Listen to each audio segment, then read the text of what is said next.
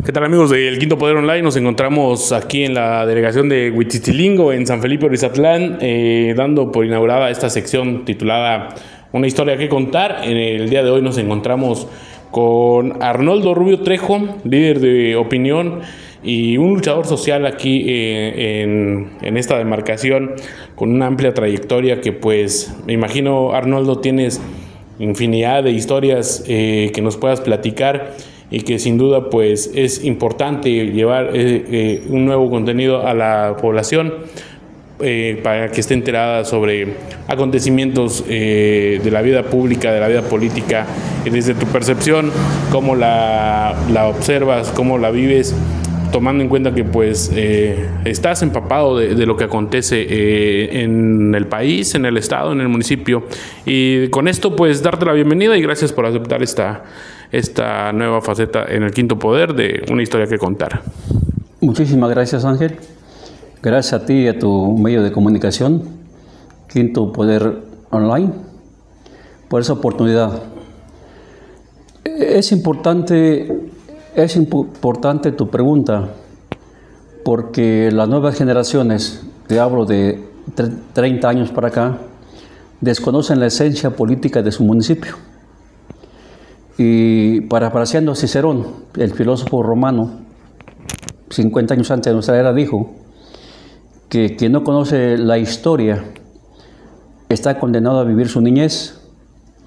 Quien no conoce la historia va a repetir los mismos errores, porque la historia es cíclica. A través de los miles de años de la evolución de la sociedad, o millones de años, las cosas se repiten dialécticamente en forma de espiral, que pasan los tiempos y parece ser que se repiten los mismos acontecimientos, sí, pero en diferente dimensión. Pero si nosotros no conocemos la historia, es, como dijo Cicerón, vivir nuestra niñez y ser condenados a repetir los mismos errores. Entonces es importante que quienes hayamos transitado por una vida y lucha política, como en mi caso, es pedagógico y cultural transmitir a las nuevas generaciones esos aconteceres, para que de esa catapulpa ellos avancen cualitativamente a hacer mejor las cosas. Esa es la dinámica. Estoy a tus órdenes en lo que yo pueda servir en ese aspecto. Pues muy bien, Arnoldo, pues vamos a entrar de lleno ya en los temas políticos, que es lo que nos mueve aquí. Preguntarte tu opinión, tu perspectiva de cómo ves el escenario político que se vive actualmente en el país, a unos cuantos días de que dé por concluido el mandato de Andrés Manuel López Obrador, quien es un referente de la política mexicana actualmente, y que, pues, marcó la línea de una transformación, la línea de una alternancia en el poder en el país, que, pues, también políticamente ha trazado en tan poco tiempo la mística de hacer política actualmente en México. ¿Cuál es tu opinión respecto a ello? Sí, mira, el caso de el nombre de Andrés Manuel López Obrador es circunstancial en la historia, porque el hombre es circunstancial en la historia. Pudo haber sido Pedro Hernández Hernández, o Manuel Gómez Gómez, o Pedro Trejo Trejo, pero circunstancialmente fue Andrés Manuel López Obrador. ¿Pero por qué? Porque las circunstancias del país ya están dadas para que llegara alguien, llámese como se llame, y hiciera esas transformaciones, o sea, la cuarta transformación. El hombre, tenemos que tener bien claro, es circunstancial en la historia. El hombre no es el determinante, sino el determinante son las circunstancias. Por ejemplo, para que surgiera un Miguel Hidalgo, el padre de la independencia, tuvieron que pasar siglos de esclavitud para que se fermentara en la sociedad ese descontento. Y alguien, cuando estaban dadas las circunstancias, tenía que surgir. Circunstancialmente fue Miguel Hidalgo y los demás héroes que nos dieron patria. En el caso de Andrés Manuel López Obrador, que lo conozco de hace 27 años, porque como fuimos camaradas de lucha. Eres amigo de él, tengo entendido, ¿no? Sí, somos amigos y camaradas de lucha. Hace 27 años, cuando él conoce el agua azteca, lo traigo a San Felipe y posteriormente a Huitzilingo. Aquí estuve en Huitzilingo un mes de septiembre del 96. De hace 27 años tenemos una amistad muy cercana. Lo conozco y me conoce. Y quiero decir que Andrés Manuel López Obrador es circunstancial en la historia. Es una gente común y corriente de pueblo, como nosotros, que surge de abajo, que lleva y encarna esa aspiración de la sociedad de una transformación. Y Andrés Manuel López Obrador, podríamos decir que su mérito es ser consecuente y cumplir con esa misión. En ese sentido, yo creo que valoro más a López Obrador. Él mismo lo dijo cuando le pone la banda presidencial en el Zócalo. Yo me debo a generaciones de atrás que han venido luchando a partir del principio del siglo XXI. Los que formaron el Partido Comunista en 1914, la lucha de los ferrocarrileros, Valentín Campa, Demetrio Vallejo, la formación del Partido Político de Arnoldo Martínez Verdugo,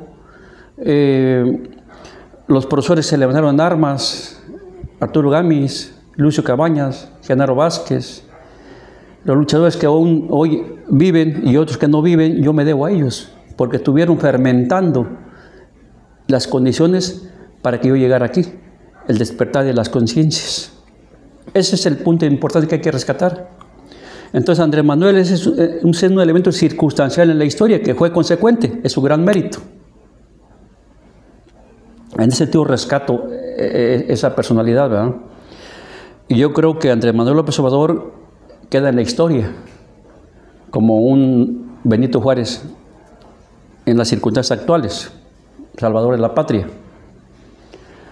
Es el mérito que se enfrenta a un poder dictatorial que nos estuvo bajo el yugo 93 años.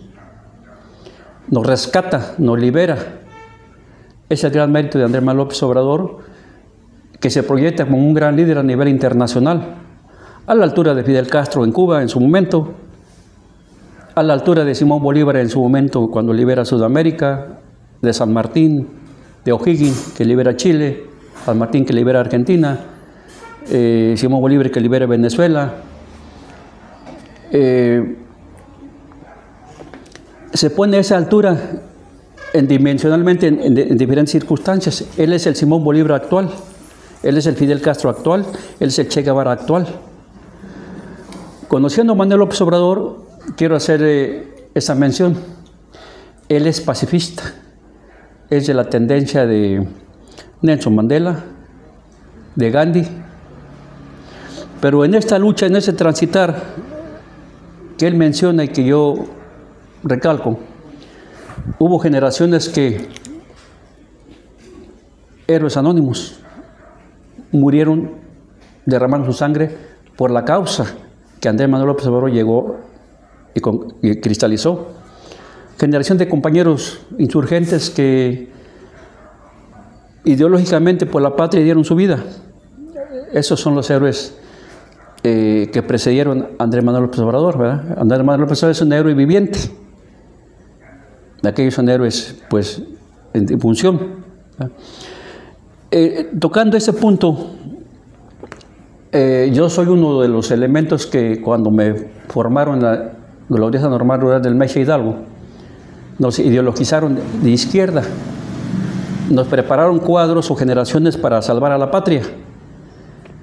Entonces nos formaron con una rígida disciplina cultural, educativa, pedagógica y filosófica sobre todo.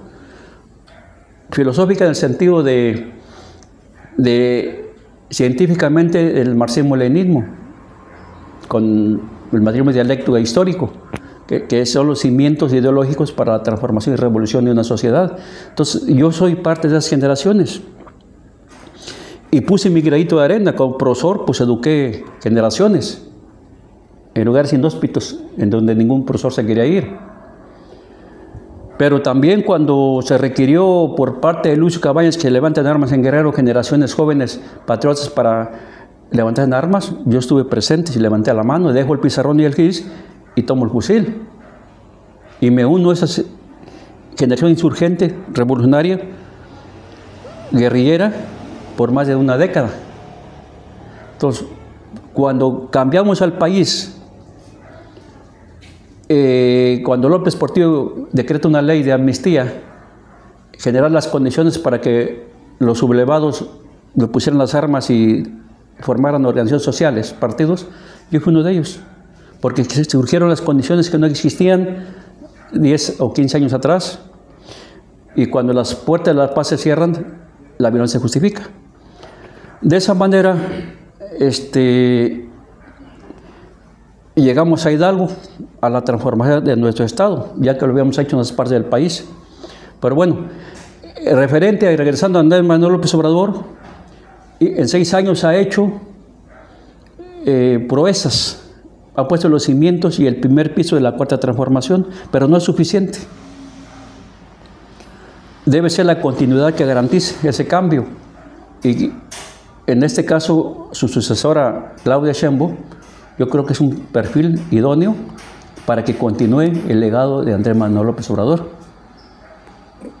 Podemos decir, como lo dices tú, políticamente también vemos que, pues, al ver cómo Morena se ha ganado diferentes estados, municipios, la mayoría hoy es gobernado por este partido en el poder que Andrés Manuel ha venido impulsando. Se dice que se acabó aquellos cacicazgos de los viejos partidos dinosaurios como el PRI. Sin embargo, vemos también desde otra perspectiva, de otro punto de vista, pues que están haciendo una nueva tendencia hacia un cacicazgo que pudiera verse así, porque así como lo estamos viendo actualmente, que el país se está pintando de guinda con este partido, ¿no lo ves así? Mira, todo tiene sus riesgos, pero el que no arriesga no gana.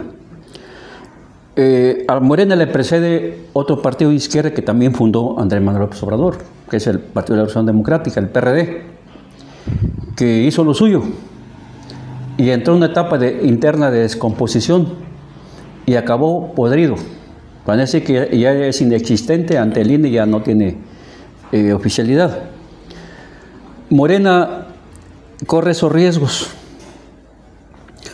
Corre esos riesgos porque el hombre es impredecible. Morena ha estado monolíticamente cohesionado en torno a Andrés Manuel López Obrador como el gran líder, pero él se jubila y queda Claudia Sheinbaum, que no es lo mismo. No es lo mismo que lo mismo, valga la redundancia.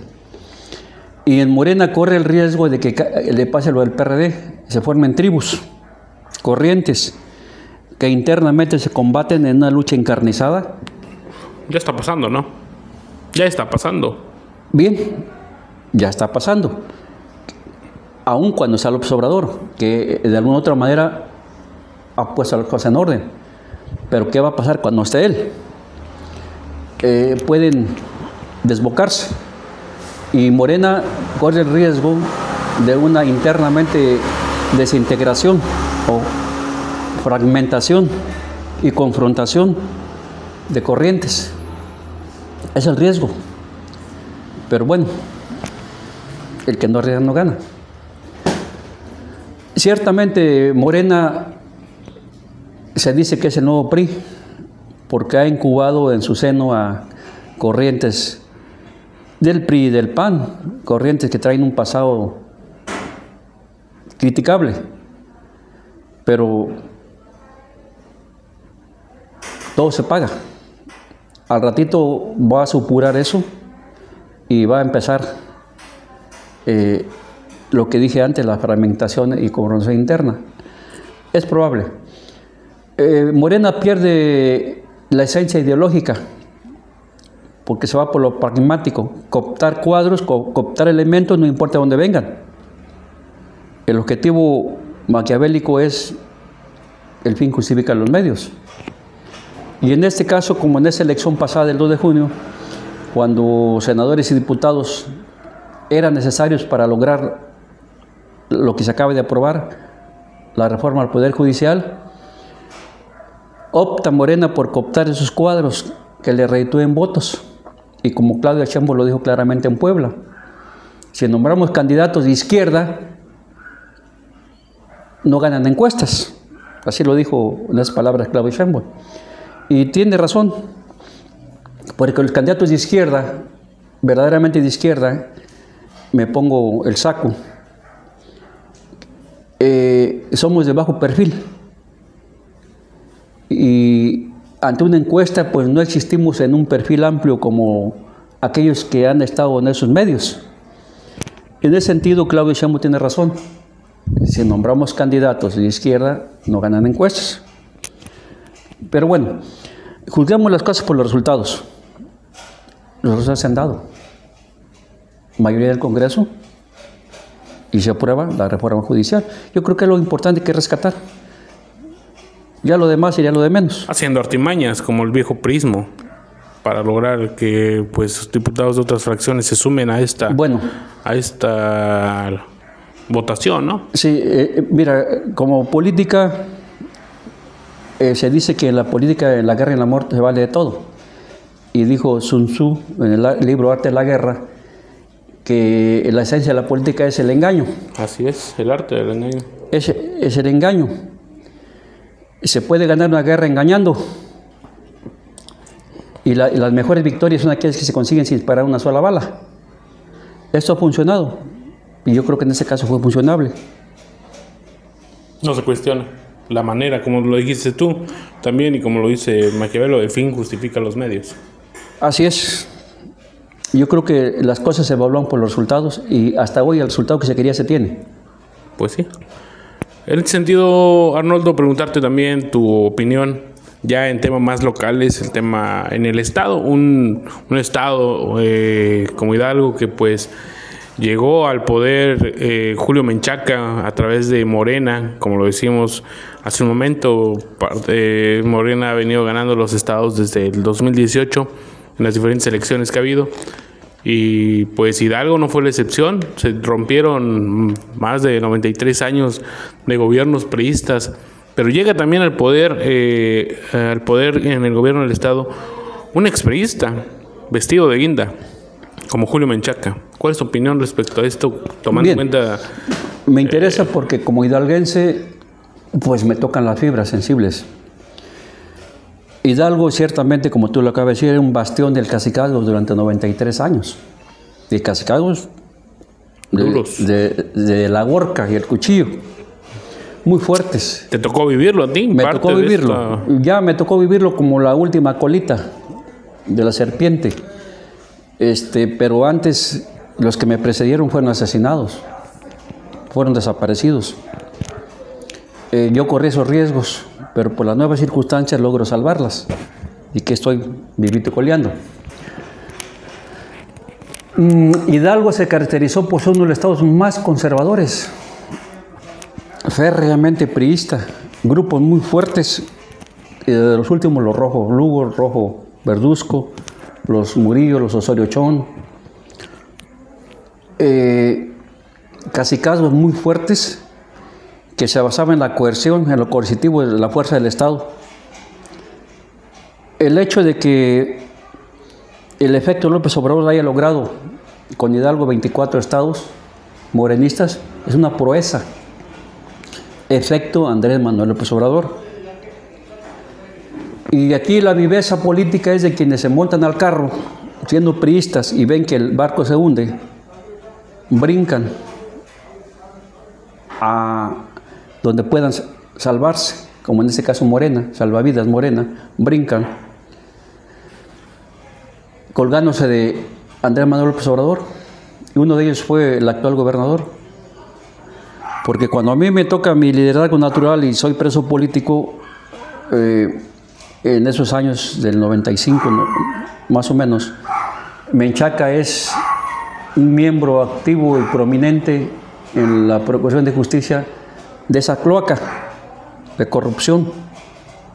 era del Tribunal Supremo de Justicia.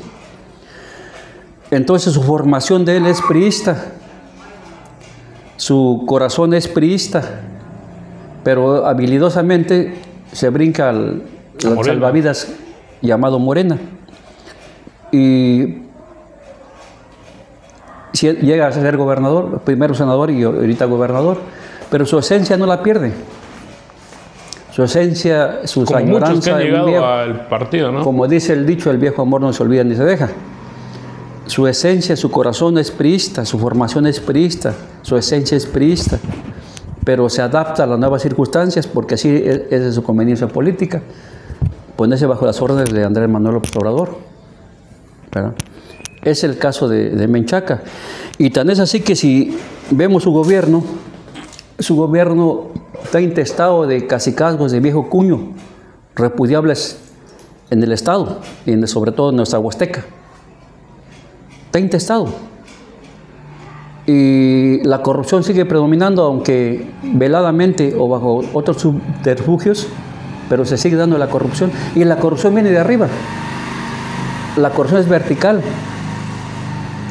La corrupción la cometen arriba, los pillos están arriba, los corruptos están arriba, los ladrones están arriba. Es el poder que utilizan las leyes a intereses y conveniencias para encubrirse y robar, pillar. La corrupción es vertical, viene de arriba hacia abajo. El pueblo es sabio y bueno y el pueblo es culto en cuestión de valores. El pueblo es honrado. El pueblo se autogobierna con usos y costumbres de mandar obedeciendo. En una comunidad cualquiera, la autoridad es puesta por el pueblo, tiene su bastón de mando y manda obedeciendo y el pueblo lo juzga. Existe una democracia popular, pero a nivel de abajo. La corrupción viene de arriba, de las presidencias para arriba. Ahí está lo putrefacto, que es el caso de Hidalgo. Mucho exprista en este gobierno. Claro, claro. Hay muchos que ahorita acaban de pasar elecciones en este 2 de junio, donde pues bueno, también vimos el arribo de muchos expriistas y que han ganado las alcaldías gracias a que brincaron meses antes al barco llamado Morena, como le dices. Así es. Se ha perdido la mística de la ideología izquierdista en Morena. ¿Así lo ves? Claro, yo así lo veo. Así lo veo porque mi formación ideológica y política es izquierda a secas, no a medias. Una izquierda basada filosóficamente en el marxismo-leninismo, donde el materialismo histórico dialéctico es la efervescencia para la evolución, transformación y revolución de una sociedad. Y aquí los que arriban al poder exactamente son expriistas. Y si ponemos la lupa, los verdaderos luchadores sociales, aquellos que sí son de izquierda, son marginados, no existen, son relegados, porque no convienen sus intereses. Por el poder. Y nosotros, los líderes naturales, no existimos. Totalmente marginados. La izquierda no existe. La cosmovisión que se tenía de la izquierda se ha perdido. Así es. Así es. Al contrario, tratan de mantenernos en ese anonimato, relegándonos, marginándonos. Así es.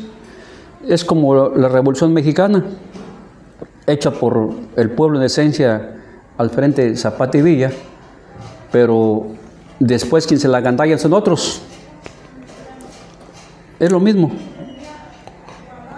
Ya entrados en este tema con gobierno del Estado, ¿has visto en esos ya que van 3 años de gobierno que realmente haya resultados en el Estado? En esencia no. En esencia no, porque la esencia es el cambio nomás de personas, pero no de esencia ideológica. Y en el pecado va la penitencia. Es más de lo mismo. el mismo viejo régimen. Así es. Vestido de morena. Maquillado de guinda. Maquillado de guinda, así es.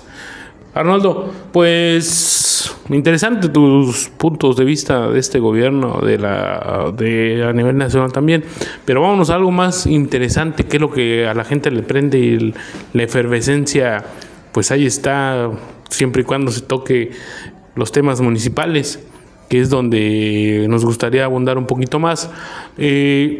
¿Cómo ves esta nueva era que comienza para San Felipe Orizatlán después de, pues también no lo podemos negar, han venido gobernando gobiernos priistas al municipio, y que pues bueno, llega al poder el doctor Escamilla con una nueva ideología de trabajo, con muchas expectativas ciudadanas, y que pues no está de más preguntarte tu opinión respecto a cómo ves este nuevo gobierno que da inicio para el municipio, donde pues tú tienes mucha historia que contar, porque te tocó vivir situaciones desde aquí, desde Huitzilingo, que se dieron a conocer a nivel nacional, a nivel internacional, porque pues fuiste un preso político de aquellos tiempos que pues buscaba, ¿no?, la lucha social, y que pues te costó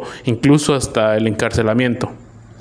Bien, antes de entrar a tu pregunta, en esencia, voy a remarcar lo último que dijiste, para complementar el tema anterior. Exactamente en esa lucha social contra el cacicazgo en Hidalgo, en época de Murillo Caram, siendo líder social en el municipio de San Felipe, yo fui preso político en 2 ocasiones. La primera ocasión fue el 22 de julio del 95, a las 11 de la mañana, aquí en ese pueblo de Huitzilingo vino Jesús Murillo Caram, gobernador en turno, con sus esbirros, y me llevaron secuestrado. Mi secuestro fue público. Me recluyeron en el Cerezo de la ciudad de Pachuca.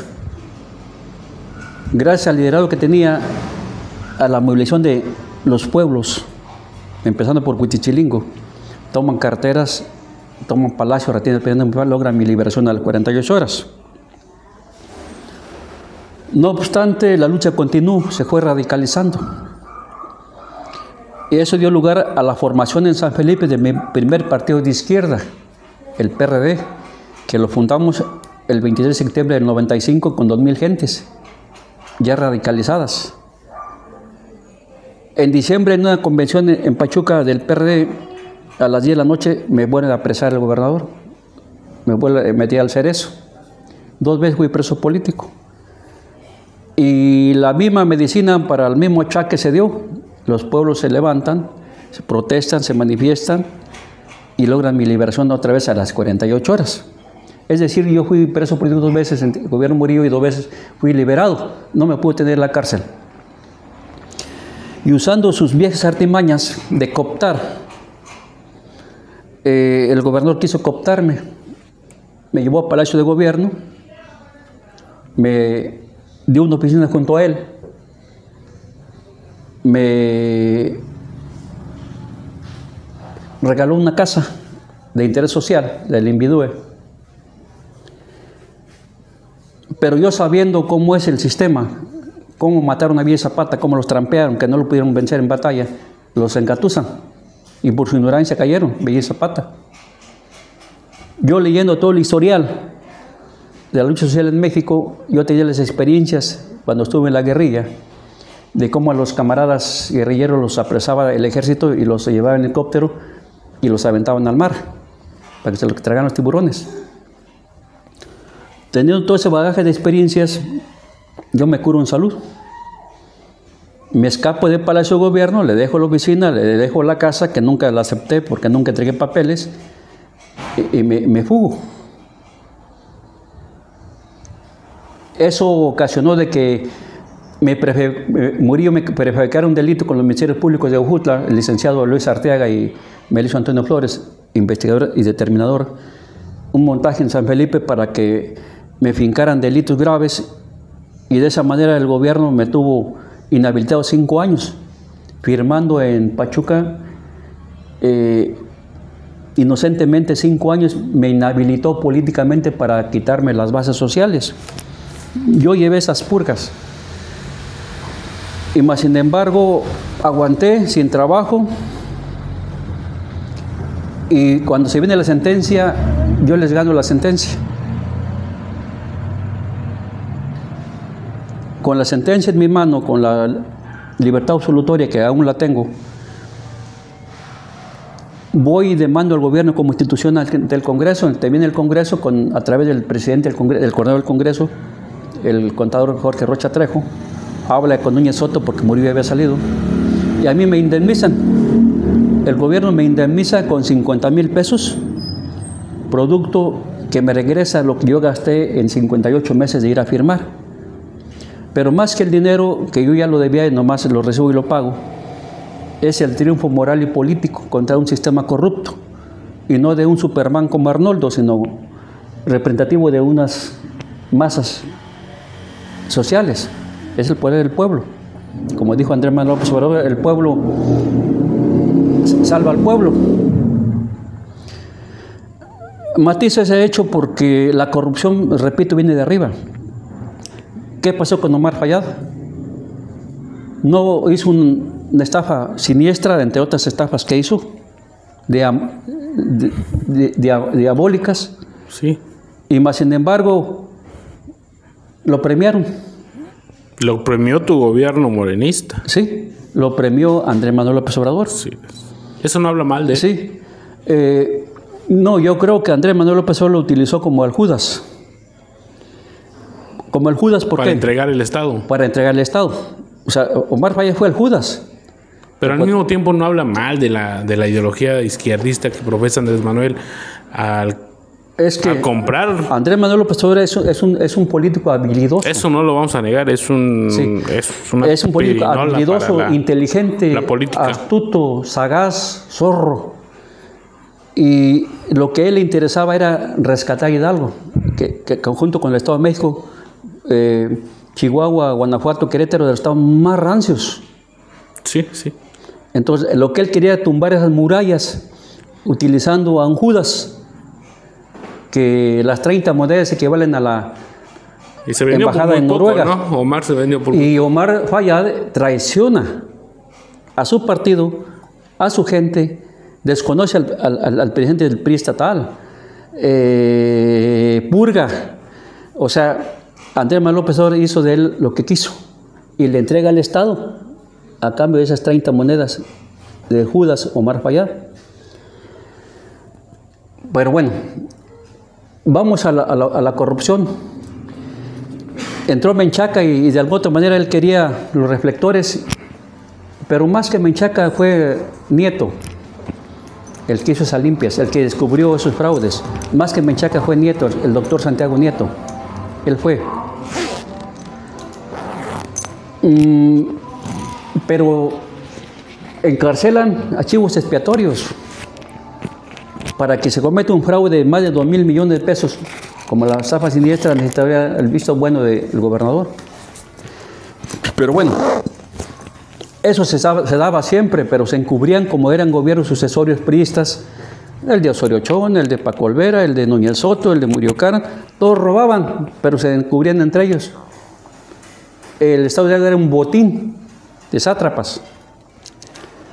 Quiero matizar ese asunto para dejarlo claro. Brinquémonos ya a tu siguiente pregunta sobre el municipio, que es lo que más tenemos cerca y somos parte de él, y es lo que más nos apasiona. El municipio de San Felipe, como una réplica del Estado de Hidalgo, se ve dando lo mismo. Dinastías de cacicazgos que han venido gobernando durante 150 años de que San Felipe es municipio. Es una dinastía de cacicazgos de nombres y apellidos. Los Rivera, los Vigiano, los Saab, los Arbizu, puros cacicazgos que tienen el visto bueno de arriba. Eso fue la sucesión presidencial en San Felipe. Ha habido 2 excepciones, 2 presidentes de comunidades. El primero fue Pánfilo del Ángel, un vaquero de Las Piedras, pero salió junto con pegado. A la social le salió el tiro por la culata. Fue puesto y manipulado por caciques como por ejemplo Nato Rivera. El segundo podríamos decir que fue de una comunidad que fue Justino Amador, indígena al 100, pero fue impuesto por Bernabé Cruz Flores con Murillo Caram, fue negociado como un coto de poder, y aún siendo indígena de una comunidad, fue un corrupto, igual o peor. Entonces, la esencia, en este caso no era la persona, sino la esencia era la política, servir a los intereses mafiosos y corruptos de un Estado. Llegamos... Hacemos un paréntesis. Hay comentarios que me han hecho también aquí en Huitzitilingo, me dicen que hubo uno de originario de aquí de Huitzitilingo que también participó en la política y que ganó una elección. ¿Es así? Sí. En esa época de Pánfilo del Ángel que estamos hablando, hubo una elección democrática y ganó un líder originario indígena de Huitzitilingo, se llamó Antonio Mendoza. ¿Ganó la elección? La ganó democráticamente en las urnas, pero al viejo estilo le queman casillas, adulteran urnas, todo es profesamente planificado, anulan la elección y de ahí se viene el traca-traca y es como queda Pánfilo del Ángel. Fue negociado, porque en ese tiempo quien quería ser presidente era Nato Rivera, rivalizó con él y perdió Nato. Entonces en esas negociaciones que Murillo Caram era el presidente estatal del PRI, Nato logra colocar al vaquero, que fue manipulado. Sí, se vio eso. Es correcto lo que tú preguntas y ¿No hubo alguna movilización para defender los votos, la elección de claro que la hubo. Persona? Sí, no, pues hubo un periodo de inestabilidad social. Pero en aquel tiempo estamos hablando de la época de oro del priismo, de que no va a ser y no va a ser. En esa época pues acababan de matar a unos grandes líderes indígenas de la Corrala, en el gobierno de Rosell. O sea, esa era la metodología, matar. Sí. Pero bueno, este amigo, ya afinado Antonio Mendoza, el sistema lo coopta. Y todo el tiempo, hasta el momento de morir, fue un apéndice del sistema, al servicio del sistema. Vivió y usufructó al sistema como líder. Entra en esa férula de control estatal o paraestatal y sale junto con pegado. El sistema lo absorbe, lo mediatiza, lo controla, lo maniata y ahí lo tuvo. Y ahí murió y ahí se acabó. Es la metodología. Porque son líderes naturales, pero ideológica y políticamente no están preparados. O sea, como un Villa, un Zapata. Eran genios naturales, pero adolecían de ese talón de Aquiles. Y por ahí fue su talón de Aquiles que les costó la vida. El sistema es mañoso. Cuando a mí me ofrecen casa y me dan opinión junto al gobernador, no es que me quisieran. No. Era para engolosinarme, para tenerme cortito, controlado, y cuando pudiesen, por ahí voy a amanecer muerto que me atropelló un carro que no llevaba frenos. O que me cuchilló por ahí en la esquina un marihuano. Yo eso lo sabía, por eso yo no acepté nada y me escapé. O sea, por esa visión de la historia que yo tengo, preservé mi vida y vivo. Porque quiero agregar otro dato. Antes de que yo fuera secuestrado por Murillo Caram y preso político, intentó asesinarme en 2 ocasiones. Dicho por los mismos pistoleros que me iban a asesinar, contratados profesionales del Estado de Veracruz, que ellos después lo comentaron. Pero para ese tiempo yo tenía mis estrategias, pues yo estuve en la guerrilla, sé de tácticas y estrategias militares. Y gracias a esas experiencias guerrilleras yo pude salvaguardar mi vida, pero allí a mí ya me hacían muerto, comentaron después los pistoleros. A Ronaldo pues se nos peló, pero ya lo hacíamos muerto. Entonces ya mi secuestro del gobernador fue una desesperación, que él mismo vino en persona. Fue una desesperación, que al final no pudo conmigo. No como Superman, sino como de repente de una sociedad. Dejo eso matizado. Centrémonos en el punto de tu pregunta. Yo doy fe de las últimas 3 décadas del municipio de San Felipe, porque es el tiempo que llevo viviendo aquí, 30, 32 años. E inicio una lucha por la democratización del municipio. Conjuntos, sectores importantes del municipio, como el campesino, como los comerciantes, como los profesionistas, como los estudiantes, como amas de casa, y yo conformo una organización amplia, democrática, independiente, que se llamó Frente Democrático Campesino Popular Zatlán, que aglutinaba unas 5,000 gentes que movilicé, y luchamos juntos y logramos carreteras. Y las menciono como la carretera de Tezcatla, la logramos en esa lucha, como la carretera de Teostitla, como la electrificación de Teostitla, como la electrificación del Encinal, como la electrificación de la colonia más grande de San Felipe, que es la colonia Hidalgo Unido, como la electrificación de Pochotitla. O sea, logramos muchas reivindicaciones con la movilización social. El pueblo aprendió a conquistar sus derechos a través de la movilización. Esa era la esencia de nuestra organización.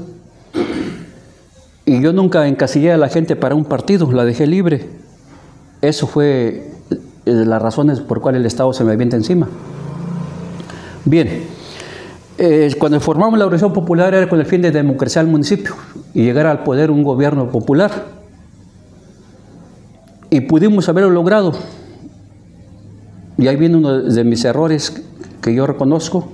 Yo fui electo, por esas masas que estoy hablando, yo fui electo presidente municipal. Para ejercer del 94 al 96, en una convención en la Galera de San Felipe, de autoridades ejidales y agrarias y civiles y expresidentes municipales, yo fui electo por unanimidad presidente municipal. Pero mi lucha desde el principio, desde que yo egreso a la normal del Meche, es ideología política, no es por el poder personal, es por el poder popular. Y teniendo en cuenta que el poder corrompe, el poder transforma, yo quise y sigo manteniendo ese quise, mantenerme como un patito blanco, salir limpio del fango, porque en ese tiempo ser presidente municipal era, en automático era entrar a la mafia del poder con el sistema de gobierno corrupto. O le entras o cuello. Esa era la lógica. Yo no acepté y rechacé mi candidatura, a lo cual incomodó a la sociedad y hasta la fecha está incómoda. Hasta la fecha me siguen reprochando que por qué yo no fui presidente municipal. Y ahí es donde parte mi error de mi vida, cuando me dicen, bueno, si usted no quiere ser el que usted nombra ahorita, ese va a ser. Y cuando yo decido, está la fila a mi lado de los presidentes municipales, y yo dije, empecemos que quede el que esté a mi derecha. Y a mi derecha estaba el cacique repudiable Nato Rivera. Y él quedó. Y lo defendimos y lo sostuvimos a capa y espada contra la voluntad del gobernador y lo impusimos. Del 94 al 96, que fue un rata y traidor, que en lo particular a mí no me dio ni un peso, partido por la mitad, ni nunca me dio trabajo, me mantuvo marginado. Bueno, en esos intentos que estamos hablando, la sociedad estaba harta. Y optan por una alternancia y llega a la presidencia el primer presidente municipal diferente al PRI, el profesor Andrés Zubiri, del PAN, del 2002 al 2005, gobierna. Pero fue una decepción, como lo fue Fox cuando fue presidente de la República, fue una decepción. Andrés Zubiri, un docente pero sin experiencia política, le pasó como a Justino Amador. Justino Amador puso de tesorero a un rata, que fue Manolo, fue el que se lo comió. Andrés Zubiri puso de tesorero a un corrupto que había sido desechado y corrido de Banamex en Guajuta por corrupto, y lo nombra tesorero. Él fue el que hizo todos los enjuagues, le bloqueó las cuentas al mismo y hizo deshizo. Al último, como cerecita del pastel, le puso una cuenta a Nato Rivera en su cuenta privada, sin autorización del presidente municipal, 90,000 pesos. Porque Nato reclamaba, cuando se pavimentó la carretera de las Piedras, reclamaba que le habían quitado parte de su terreno, de su potrero que está a un lado. Bueno, cuando Andrés Zubiri quiere reaccionar, no puede, está todo bloqueado. Entonces Andrés Zubiri decepcionó a la sociedad. Esa alternancia que la sociedad esperaba se trauma. Tan es así que para la siguiente elección pierde el PAN y gana Martín Ramírez. Otra de la línea del cacicazgo de los González. Impuestos de arriba por un político de Ramón Ramírez, enquistado en el gobierno. Sin tener residencia, llega a ser presidente municipal a robar, a hacerse de ranchos que tienen inmensidades terratenientes. Logra su objetivo y se va. Se va. Y así ha sido. Diferentes ratas. Manolo, Manuel Rivera. Me tocó ser regidor en esa época del 2016 al 2020. En 4 años y 7 meses que duró el mandato, yo fui regidor 24 horas, viví en la presidencia, 24 horas diarias, durante 4 años, 7 meses, yo viví en la presidencia, traté de problemas 24 horas, día y noche, y me percaté, yo llevaba una bitácora, me percaté de todas las maniobras, pero pues yo era regidor independiente y me mayoriteaban, pero pues Manuel se sirvió con la cuchara grande robando. Y no le hicieron nada, ni le hacen nada y ni pasa nada. Hoy está en Morena. Y pone un contralor mago en los números, Godoy, que cobró facturas de muchas obras que hizo en el municipio a cambio de sus favores. ¿Es el mismo que estuvo con Erika? Es el mismo que tuvo con Erika, que se lo impuso Manuel Rivera. Es el mismo mago en números, corrupto. Su papá es ingeniero civil y que decía las obras. La última obra que hicieron fue la del casino, con 6 millones de pesos que erogamos. Se les quedó a ellos. Así ha venido la sucesión. Llega Erika, que no vivía tampoco en el municipio, que había sido diputada local saliente y que se monta en la presidencia, que incumplió compromisos de honor que hizo personalmente y que incumplió a la sociedad sus necesidades prioritarias. Un gobierno que terminó hecho añicos en la anarquía. Y como precedente a esto, su padre, que fue presidente municipal, ya afinado, Pancho Sab, cuando fue presidente, fue destituido, cuando le faltaban 3 meses de su gobierno, fue destituido por la sociedad en hartazgo a la corrupción. A punto estuvo esta de pasar lo mismo. Yo creo que si el doctor se hubiera puesto un poco más las pilas, la presidencia no hubiera terminado. A 1 mes, 2 meses, su mandato hubiera sido destituida por la sociedad. El doctor, si se hubiera puesto más las pilas, con menear un dedo, moviliza a los 8.763 de sus adeptos, toman el palacio y va para afuera, por sus triquiñuelas que le hizo al doctor, de bloquearle, queriéndole escamotear su triunfo en las urnas. El doctor tenía en sus manos esa arma que no utilizó, pero pudo haber corrido la suerte de su papá. A punto estuvo. Ya de lleno con el tema municipal actual, este nuevo inicio de gobierno que, pues, como lo decíamos y como lo dice el mismo eslogan de esta administración, una nueva era. ¿Cuál es tu perspectiva? Bien. Un poquito antes de contar tu pregunta, en esta elección que hubo, que yo le llamaría fenómeno AMLO municipal, el doctor jugó ese papel. Ya estaba cocinado en la sociedad ese hartazgo ya estaba la gota que había derramado al vaso. La sociedad quería o quiere ese cambio. Y circunstancialmente fue el doctor, pero pudo haber sido otra persona. Vuelvo a decir lo mismo. Porque ya estaban las circunstancias. Que el doctor fue oportuno o oportunista, como le queramos llamar, es su mérito. Remarco que en este caso Morena, que lanza un candidato, sobrino de la presidenta, como persona para mí es un joven limpio, inteligente, preparado, fogoso, ganoso, bien intencionado, pero ya llevaba la marca de la tía, que ya en ese momento estaba confrontada con sectores de la sociedad, y en automático esos votos iban a ser en contra de él, que sumaron miles y lo fueron.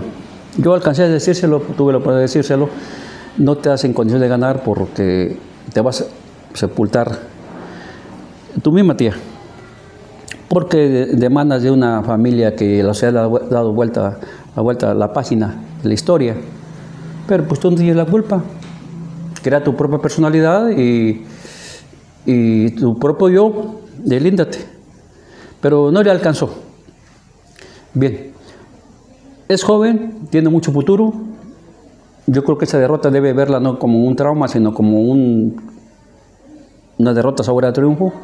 Él empieza a emplumar, tiene que crecer sus alas para cruzar océanos, y le deseo éxito. Referente al doctor, él ya traía un voto duro de hace 4 años cuando perdió. Mantuvo su voto duro a pesar de los pesares, más el hartazgo. Es como que se genera el fenómeno AMLO municipal, arrasa, pero arrasa de una manera sin lugar a dudas que no se podía fraguar un fraude. Como cuando López Obrador consigue 32 votos, ya no lo podían fraguar un fraude. Era inmensa la ventaja. Aunque sí hubo intentos y a punto estuvo, pendió el triunfo de él como moneda en el aire, de que le diera revés el INE estatal y el INE en Toluca, porque hay intereses creados muy fuertes, y aquí es donde los gobiernos meten las manos. Y yo creo que lo analizaron, pudieron haber hecho el fraude, pero le enviaron el agua a los camotes, porque se iba a crear una inestabilidad social, se iba a desbordar y desbocar la sociedad orizatlense. Yo creo que por esa razón no hicieron el fraude. La sociedad estaba a punto de reventar. Bien, sea como sea, dijo Calderón, haya sido como haya sido, el doctor ya es presidente municipal. ¿Qué esperas de este nuevo gobierno, tú como Yo conozco poco al doctor, y del poco que lo conozco puedo decir, lo puedo ver en 2 perfiles. El perfil como decano, el perfil como pupilo de Hipócrates. Es humanista, excelente doctor, que se ha ganado el sector de la sociedad, pero ese es un perfil. El perfil que estamos hablando, que es el punto central, es político, es de oficio político. La presencia es de oficio político, no es de oficio hipocrático. Ahí es donde. Y para formar un político no se forma en 3 años, es durante toda la vida, durante golpes, fracasos y victorias. Entonces el doctor va a experimentar 3 años un gobierno que sea panorámicamente dibujado, pero que la realidad se va a encontrar con frenos puestos por el mismo Estado, por el mismo gobierno, que le va a poner piedritas en el camino. Y en 3 años, poco es lo que, por mucho quieren hacer, poco es lo que hacen, porque cuando quieren hacer y pueden hacer, ya se acabó el trienio. Aquí lo que él tiene que visualizar es poner, ahora sí como López Obrador, los cimientos y el primer piso, para que continúe su política con él o sin él, pero en esa dinámica para continuar su proyecto. otros 3 años. Yo así lo veo. Es un buen elemento. Y por falta de... Él no es político. Yo conozco la trayectoria de las últimas 3 décadas de los políticos en el municipio y él no figura en ese mapa. Él no es político, él no está corrompido, no está mafiado, no está maleado. Tan es así que entrando se baja el sueldo. Tan es así que hace que mete en cintura a la asamblea, que era una caja chica de corruptos.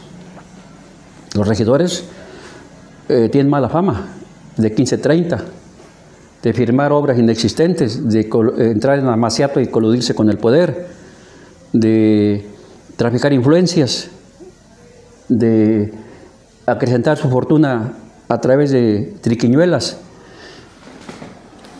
Y él los mete en cintura. Yo creo que es un gran mérito. Eso deja mucho a qué hablar del doctor positivamente. Y si él sigue barriendo la casa, va a limpiar el cochinero. Nos quedan 5 minutos, Arnoldo. Algo que le quieras decir a esta nueva administración que da inicio apenas hace 15 días. Algo que quieras comentar. Sí, yo siento que lo que he expresado, que lo asimilen las juventudes, los de 30 años para acá, que desconocen esto, que lo asimilen. Démosle oportunidad al doctor, dejémoslo que trabaje y ya el pueblo va a juzgar después de los 3 años. Ahorita la mejor manera de ayudarlo es no estorbarle. Mucho ayuda el que no estorba. Deseémosle suerte y éxito y a la vez como un respeto a la sociedad que votó por él. Dejémoslo que trabaje. Si no lo podemos ayudar, no le estorbemos. Y si lo podemos ayudar, qué mejor. Que siga limpiando la casa. ¿Algo que quieras agregar? ¿Alguna invitación que quieras hacer? Sí, yo siento que esto que hoy se da, esta charla, debe ser extensiva. Podríamos ir por capítulos, porque eso nomás es un repasón. Y yo sí estoy a las órdenes y a disposición de las juventudes, de la sociedad en general, que quieran cuestionarme, que quieran criticarme, que quieran preguntarme, con todo gusto, estoy a sus órdenes. Y si quieren tratar algún tema filosófico, político, ideológico, estoy a sus órdenes. Muy bien, amigos, muchas gracias. Esta fue la charla en una historia que contar con Arnoldo Rubio Trejo, líder de opinión, luchador social aquí en Huitzilcingo. Coméntanos. Si me permiten unos segundos, quisiera hablar de mi paisano, el regidor. Siendo regidor de Comarque, yo siento que tiene que reflexionar sobre todo su posición que manifestó cuando se propuso bajar sueldos, que él fue uno de los que se opusieron. Tiene que reflexionar su actitud, porque es un dinero que va a ir enfocado el 50% a la educación, él es profesor.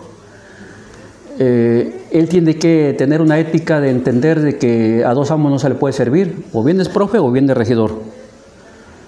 Él tiene que darle explicaciones al pueblo de Huitzilcingo y a la sociedad urizatlense de su actitud, porque mostró una actitud que se puede entender como ambiciosa. De la otra regidora, Cristina Sánchez, pues no es de extrañar, porque pues es la ética de su padre, que les ha legado ser corrupto. Su hermano fue regidor en mi época y fue un aviador, el hermano de ella, Daniel. Pero sí, mi paisano me preocupa porque pues lo conozco. Y que él se haga un autoanálisis de su trayectoria política e ideológica, que ha sido de chapulinear desde el PRI, PRD, el PES, PANAL, Morena, hoy el Verde. Eso lo ponen en tela de juicio ideológica y políticamente, que es empujado por la ambición. Él debe aclarar esto ante la sociedad y ante el pueblo de Huitzilcingo. Es lo que yo le recomiendo a mi paisano. Pues bien, amigos, ahí quedó la plática. Ya hizo el llamado por ahí al regidor que representa a Huitzilcingo en esta asamblea municipal 2024-2027. Vamos a ver cómo se comportan pues esta nueva administración, pero vamos a seguir platicando también de los diferentes temas que van a ir surgiendo y que nos competen. Les agradecemos mucho y pues bueno, esperamos que nos sigan viendo en estas transmisiones en una historia que contar. Hoy iniciamos con Arnoldo, una figura política aquí en la demarcación que pues ha sido un referente en la lucha social y política en Orizatlán. Muchas gracias, Arnoldo. Muy amable, gracias al auditorio, muy amable, gracias a ti, Ángel. Muchísimas gracias.